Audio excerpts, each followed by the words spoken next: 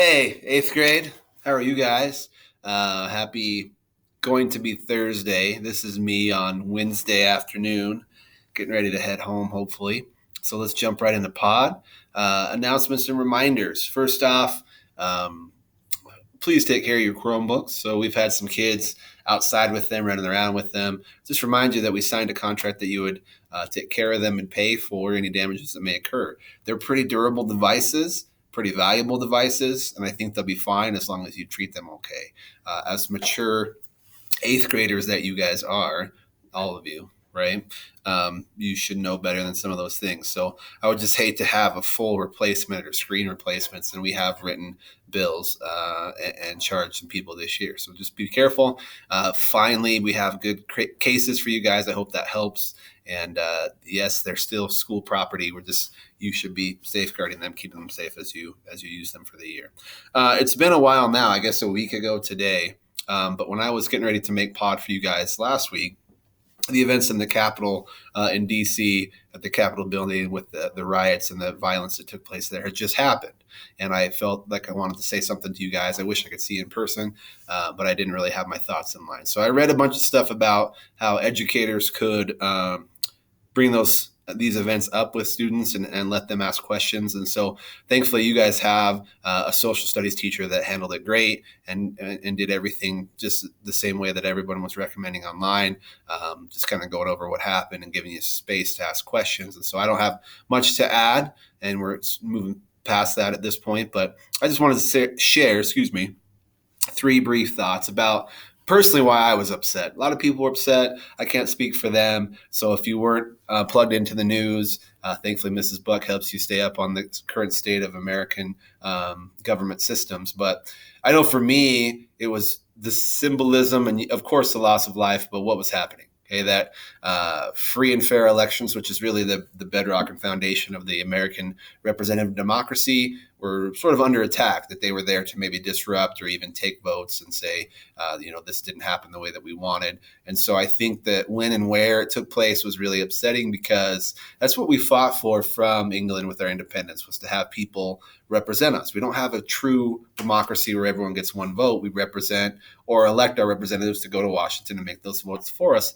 That's what they were trying to do. Like them or not like them, those senators and congressmen and women were just trying to do their constitutional duty. And some of them were put in mortal danger just for doing that job. So that's why it's pretty upsetting for me, at least. A couple of good news tidbits here. You guys, as 13, 14-year-olds, are the future. And so with the current state of the American discourse, the way that we talk to each other, the way that we decide things, I'm not saying it's perfect. It's far from perfect.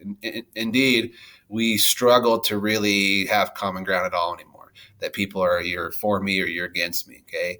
Hopefully the next generation, y'all can remember that we're all Americans, that you can have different ideas about how things should be done, but we can always listen to each other, seek to understand their position, and don't resort to silly name calling, okay, and personal attacks, because that's not discussion. That's just conflict, okay? And hopefully, like you said, you can do better than us, because we've messed it up pretty good as adults. Also, as the future comes at you, beware of silos of information. Not a concept I made up, but it's how social media works. Now, I know nowadays you guys probably hear a lot from your parents, and that's fine. And if you're on social media, it's probably not to read about politics. There will be a day that that's what you're doing, a lot of you guys. And so depending on the things that you click on, that you like on social media, the algorithm will create little silos for you. You guys in the farming community know that a silo is that long, tall thing that you can get stuck in. Okay. And so if you're in a silo, you read like 7 things that say, oh, this person's bad or this person's bad. And you keep reading them and you're like, oh, everybody must think this way. And then the moment that something outside of your silo comes in, you think, what's wrong with that person? They must be crazy. So you may close yourself off in the days of internet and social media without realizing it. So open yourself up to different sources, okay? If you're ever not sure about something, say, hey, I wonder what this site says about it. Go to to be strictly political, what's CNN saying, what's Fox News saying, left, right, okay? And open yourself up to information and have some sense of what's credible information backed up by evidence. So that's my soapbox. And even though I was upset, next week I see hope for a brighter future, because you guys are going to be in charge. That's awesome. So we've moved through your first 2 decisions that will affect your life out of the 6 that we'll do this year from Sean Covey. First one, what will you do about your education? 2, what's going to happen with friends? We've moved into those parentals, those folks at home. And remember, we use that as shorthand because you may not have your biological parents at home or both of them, but we're just referring to when we say parents, whoever the adult is that's taking care of you. Last week we did a parent checkup, how the relationship is with your parents, answer those questions.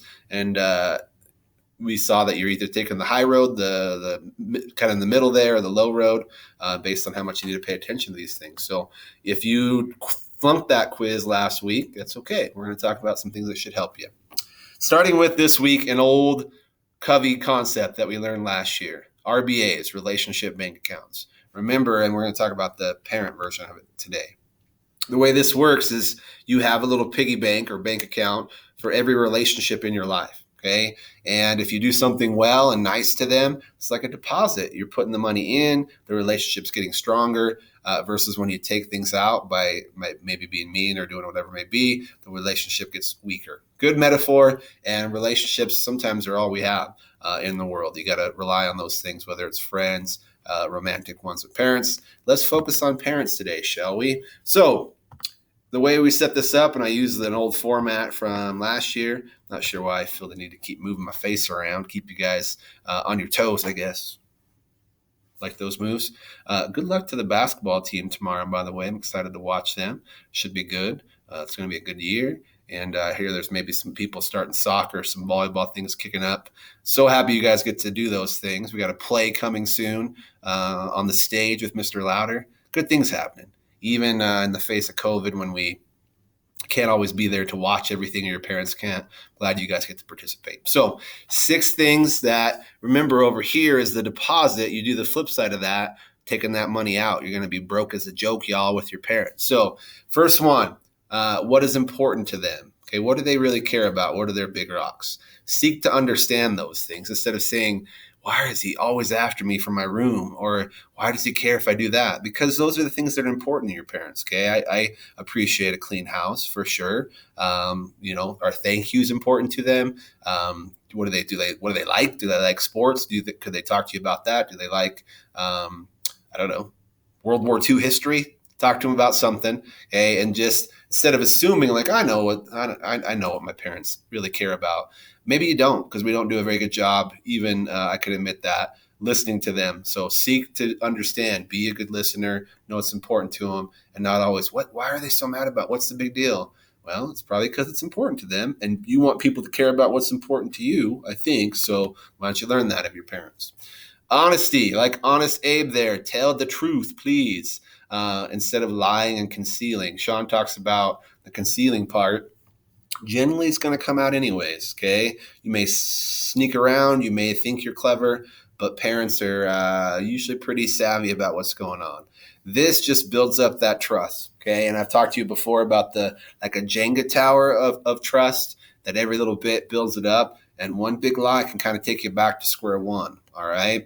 And I liked, I didn't read the quote from Sean, but he said, and this is just an old proverb, honesty is the best policy. But I want you to know that applies even if you will get in trouble for telling it.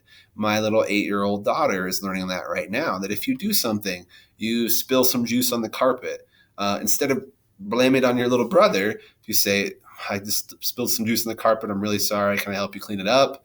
Yes, the initial news that we have may be upsetting, but in the long run, it'll always be better, because when we find out there was juice spilled and it was you and you lied about it, the lie makes it worse. Okay, so even if it may not be conducive to your well-being, tell the truth. Okay, it'll always help you in the end.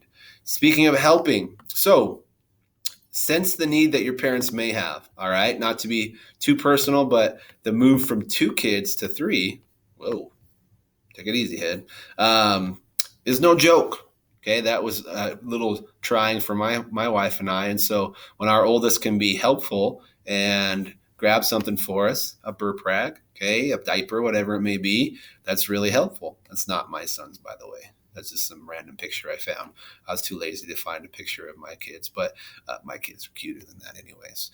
Other people wait till they're told. They're sitting around, they're maybe watching their mom and dad struggling with something. Okay. They have a lot on their plate generally. You need to provide, make money, take care of the kids, cook, clean, all these things. And so when kids jump in and say, you know what, I'm doing this on my phone, but mom or dad could use some help. Man, that's great. Maybe the best way to build up your RBIs. Those are runs batted in baseball.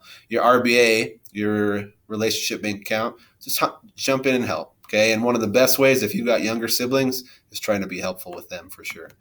Little things.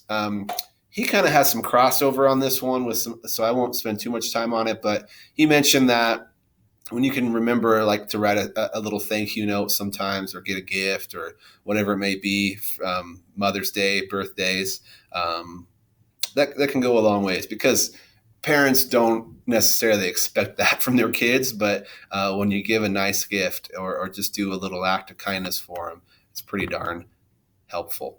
Communication. This is supposed to be a confessional booth.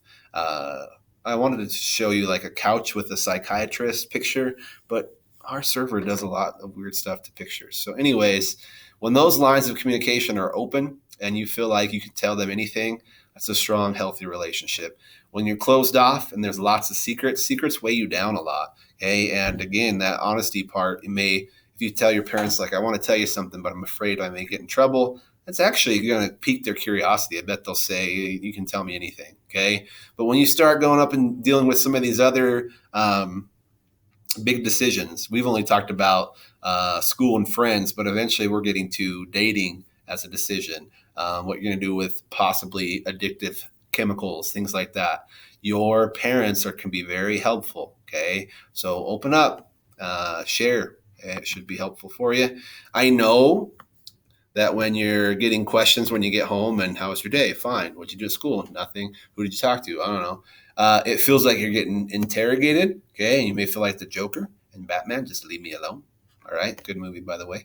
But that's not really what they're trying to do. They're your parents. They love you. They're interested. All right. And remember, and this is a quote from Sean, but I updated a little bit for him. You know more about some stuff than they do. Okay. You could talk about TikTok and Among Us and the newest music person, and they may have no clue who you're talking about. Okay. You do. You're plugged into more things as young people than us old people are. But we know stuff too. Okay. And then your parents likely know more about life and how it can be well lived, and we can pursue happiness. And they're really good at helping you when you've had hard days. The book mentions betrayals from friends, or you got dumped, or all these really hard things, you didn't make the team.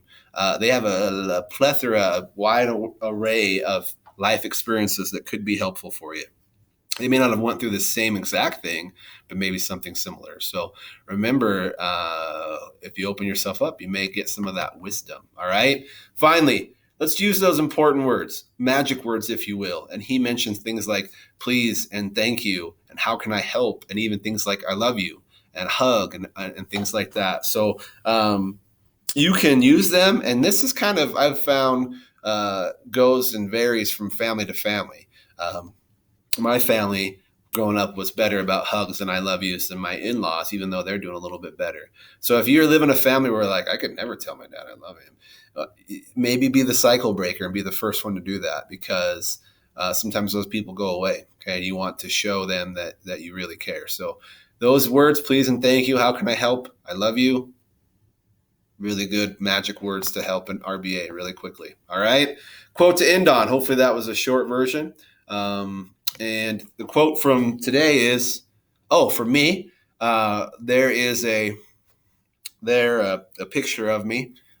They caught me on kind of a bad day. I was feeling a little weak. I didn't get as much weightlifting in, but that's definitely me. And I instead of looking for their quote on the internet, I was talking to a teacher today, and it's not a teacher in your grade. And this teacher was struggling with something. They had something going on with their parents. Their parent was ill the parent was sick.